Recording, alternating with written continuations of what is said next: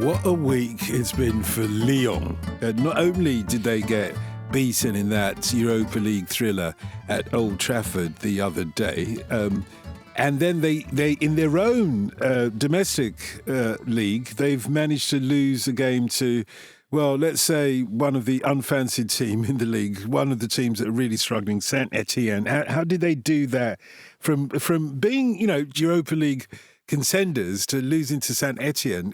It can't get worse than that, can it? Yeah, it's a pretty horrible week. And the other thing about Saint-Étienne is the biggest derby in France. It's absolutely massive. They hadn't lost to them for a number of years. So it compounded everything, really, losing to Saint-Étienne. I think, obviously, it's impossible to take the two games separately because the way in which they lost that game at United, it was always going to be difficult to get over. There's no doubt about that. And it's not just because of the recovery time, and the technical director, Mathieu Louis-Jean, who was at Nottingham Forest before, he's talked about that and said, look, we sort of got home at 4 a.m. on the Friday morning, and we had to be back at it for Sunday night after a day of light training, really. But, that is the price of success. That is the price of being involved in big games. And it wouldn't have felt nearly as bad if they'd have held on to that 4-2 lead rather than going on and conceding those 3 late goals at Old Trafford. But look, as far as the Saint-Étienne game goes, they were very, very unhappy about some refereeing decisions. The main one being the fact that Lucas Tassin, who's been brilliant Belgian striker for Saint-Étienne in 2025, he scored the opening goal, received a red card for a just awful challenge on Corentin Tolisso, and then the VAR suggested the referee overturn it, and the referee did overturn it after looking at it for about 10 seconds, which is an inexplicable decision. There's no way you could look at it and not think it's a red card. It's one of the most obvious red cards you'll see all season.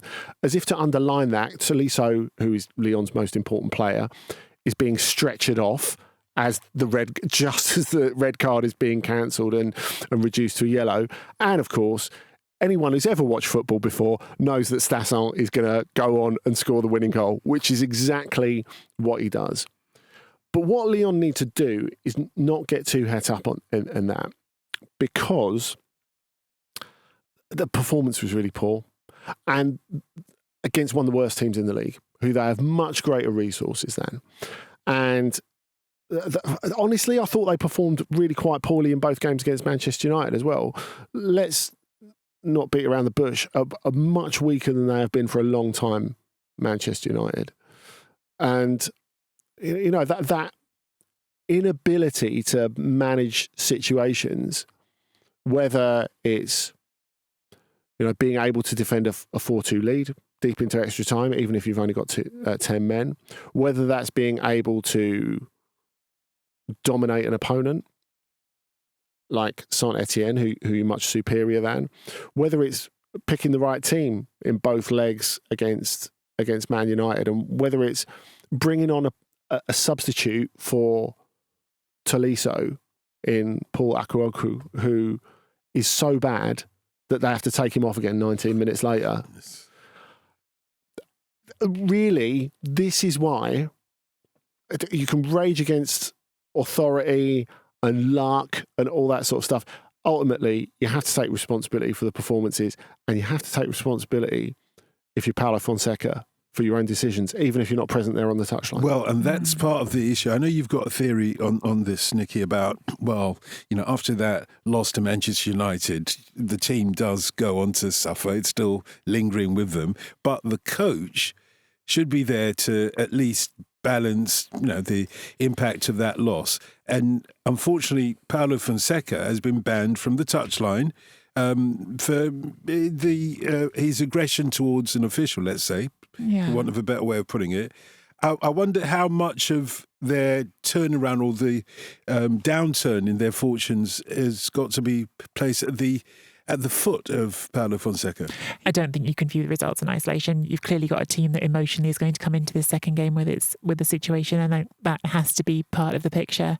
But there is absolutely still a bigger picture about Fonseca. There's a question about a team that is riding its emotions quite visibly, and whether or not a manager who gets himself a 9-month ban for going off at a referee is someone who's necessarily as good as you would like them to be at managing emotions. Who was sent off in his last game for Milan, actually, against Roma, wasn't he, as well? Yeah, and I find it difficult with Fonseca because I think I've often been a bit of a cheerleader for him. I think there's things he does that are great, but I think that the longer you observe him, you do see these flaws, and I think that's one of them. And I think that the other one is how he manages big personalities. I think that's clearly been to the fore at Lyon with, all sorts of situations. The Matic situation and him being upset they didn't get to play against Manchester United is one of them. But the characters like Lacazette and their feelings about younger players in the team getting more priority, there's layers to it.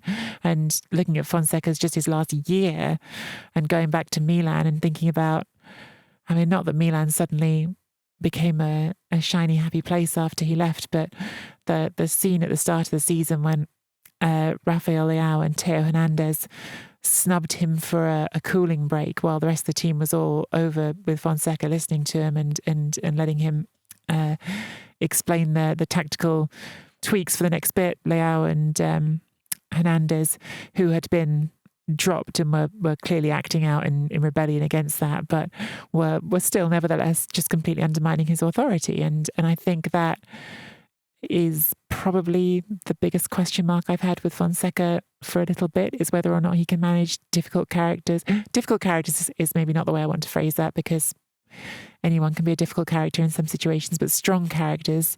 Well, your biggest players. Really, that's it, the senior players, isn't it?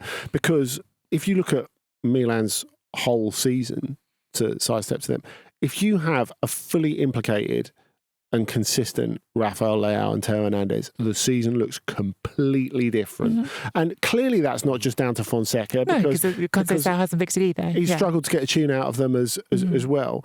But I think when you're looking at Fonseca, clearly he's a gifted coach in so many ways. You talk to people who've played under him, mm-hmm. and they're like, technically, he's opened up parts of my brain that I didn't even know were there. He improves players technically on such a level. But we're not talking about just that, are we? We're talking about getting performances at big moments and getting results at big moments.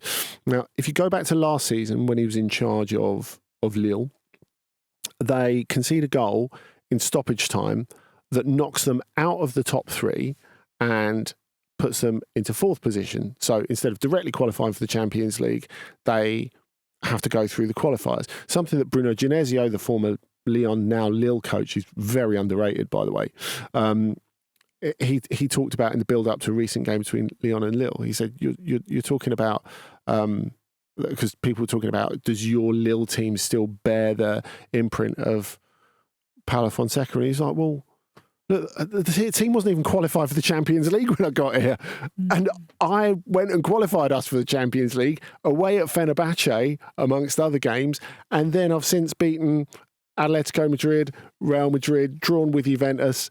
And Genesio's quite hard to get a rise out of. And he was absolutely furious about that in front of the media, clearly. But it's something that's happened with Fonseca a lot, this falling at the last hurdle. And I think you look at the way a very winnable competition in the Europa League, the way that went out the window in like less than 10 minutes of madness at Old Trafford. And then they lose this huge game at Saint-Étienne, which knocks them down from fourth position. They've worked very hard to get into that Champions League spot, into sixth.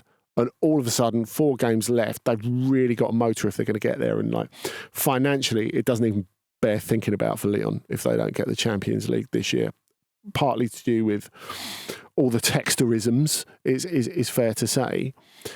But I guess you ask, is Fonseca that guy to get them over the line? We know he's a capable coach. We know he can communicate to players. We know he can improve players. But I just keep thinking to after Lyon scored that 4th goal at Old Trafford, and the players go mad, they celebrate like they think they've won it. And Harry Maguire talked about that afterwards, actually. He said, look, that was the moment where we thought, they think they're there already. Let's show them. And they kind of did almost immediately. It's interesting how Fonseca was on the touchline, because he's allowed to be on the touchline for the European games. And he was just doing the calm down gesture. Yeah. Not one player was listening to him. Not even the defenders. The defenders and the goalkeeper were celebrating with the away end. And you're thinking, I don't know if that's a Fonseca thing generally. You know, is this a difficulty that he has generally? Or is this a difficulty, as Dotun says, that is spawned by the fact that he's not in the dressing room all the time? Yeah, I think that's a question that I feel like it's hard for us to answer here in our studio, and what you really need. It's perception rather than necessarily reality, isn't it? But perception becomes reality so quickly in football, doesn't it? But I think it is a really important and interesting question. I just don't know that certainly myself and maybe us as a group are the ones qualified to answer it. How much impact is felt by players when your manager is banned from the touchline? That is a question for a former professional who's had that experience. But actually very few of them would even then be able to speak to having a manager banned for a long period like this.